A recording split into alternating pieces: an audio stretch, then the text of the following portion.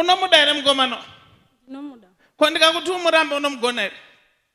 Unozvigona ere ndikakuti musiye? Ndinozvigona.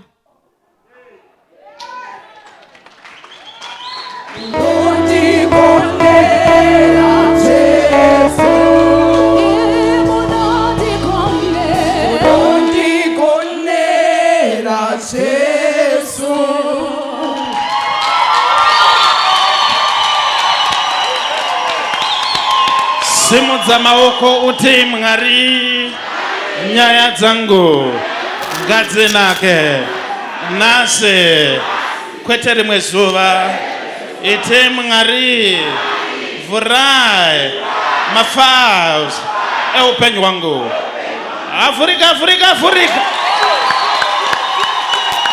Simuka. Makadi baba. Tiri nani baba? Mabva kupi? Mozambique. Mozambique. Yes. All the way from Mozambique. Yes. Hazvina mhosva kuti wabva kuMozambique nyaya dzako dzinonhongwa nezita raJesu. It doesn't matter you're from South Africa, you're located in the name of Jesus. Distance is not a barrier. Wherever you are, receive your healing, your deliverance. Wherever you are, receive it now in the name of Jesus. Bambo. Mida zvenyu chaipo pamuri kudzimumire. Makasununga kutaura neni here bambo? Zvakanaka baba. Senemu yako unonzani? Bambo. Na undoda kuti Mwari akuitire zvakanaka. Amen baba. Nokuti ndiri kuona uchiedza kuita mabusiness. Amen. But hazvisi kufamba. Amen baba. Tarisa in the realm of the spirit. Amen. Ndokubva ndanoonesa pakazara, it's more like scrap metal. Amen. That I'm seeing. Amen baba. Ndobasa rauri kuita. Yes but baba. hazvisi kufamba. Haisiri kufamba baba. Nokuti ndiri kuona muchinhonga simbi. Amen. Asi muchidziendesa kushipi. Yes. Kuti dzinotengeswa kunze kweMozambique. Amen baba. But zvinhu zvako zvakamira panzvimbo. Amen baba. Ndatanga kunzwa voice ichiti Rui.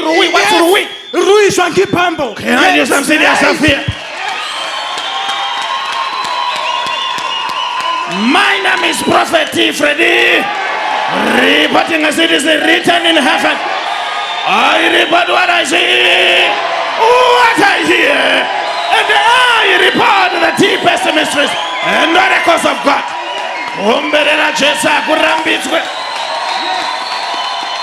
Now ndiri kuoneswa in the realm of the spirit. Amen papa. Wakatanga kuona zvinhu zvako zvichidzika. Yes. Nekuti wakaroyewa.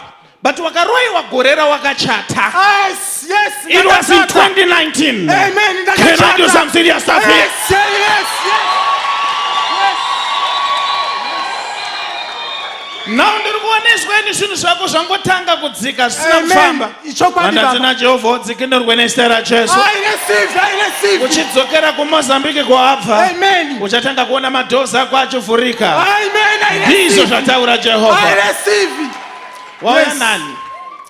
Wauya nani? Ndauya neshamwari. Shamwari yacho ndeipi? Ngaiwe. Fambisai papa.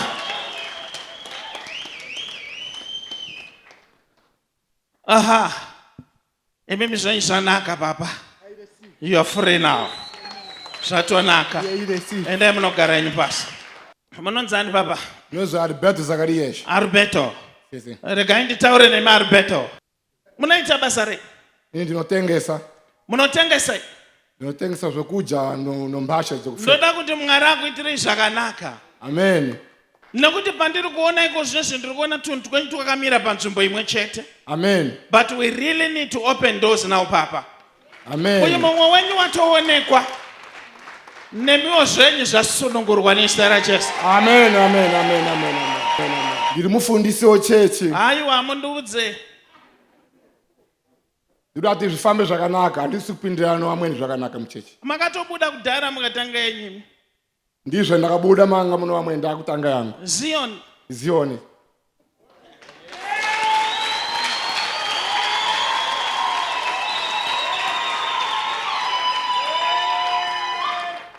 Chandanga ndikugadzirire kuti zvinhu zvifambe zvakanaka. Amen. Nokuti ndiri kutanga kuona muchitenderera panzvimbo 1 kudai. Amen. Asi toda kuti zvichinaka nezita raJesu.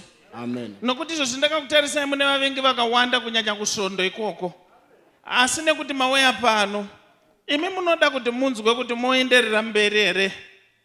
Zvatovhurika nezita raJesu. Ndizvo zvandiri kuda. Amen. Amen. Zvanaka. Endai munogara inyu pasi.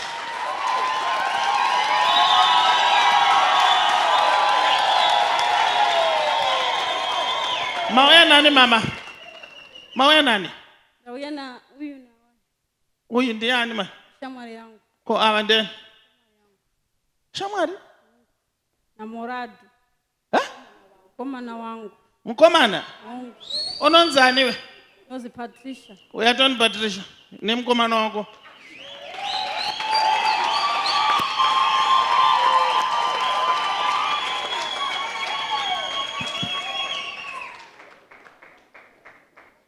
Patricia. Wakadi Patricia? Ndinofara Prophet. Akataurisa? Ndinofara Prophet. Ukataurira pasi kandi ndinozonzwa kudhomoka. Ndikunzwa kuda kudhomoka boys. Ine ndauda kutotsvaga kuti vari kunyararirei. Uri mukomana wacho? Chokwadi. Makatanga kudanana rini? Chata nemwedzi.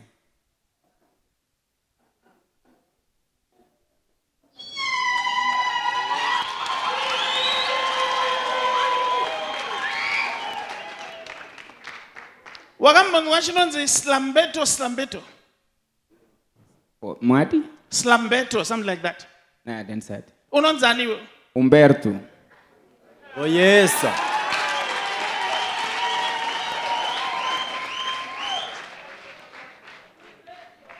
Unomuda here mukomana? Ndinomuda. Ko ndikakuti umurambe unomugona here? Unozvigona here ndikakuti musiye? Ndinozvigona.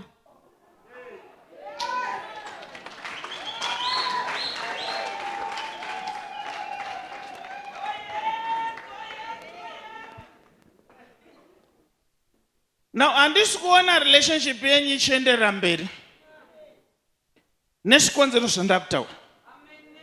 Ndizvo? Wakamboita zvekumaina here? Ndozvendirifunga kuda kuita. Ndozvaurifunga kuda kuita? Hongu. Nokuti wakasiyirwa munda nevabereki vako.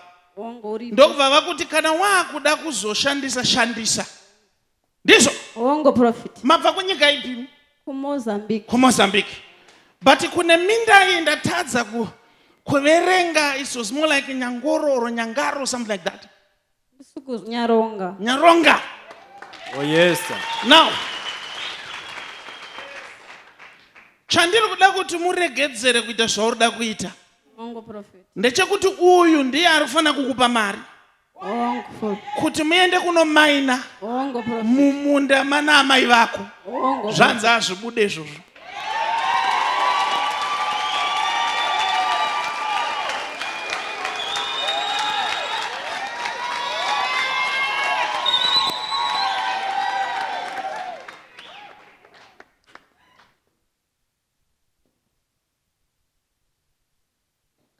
Iwewe wega uri kutozviona kuti hazvibude.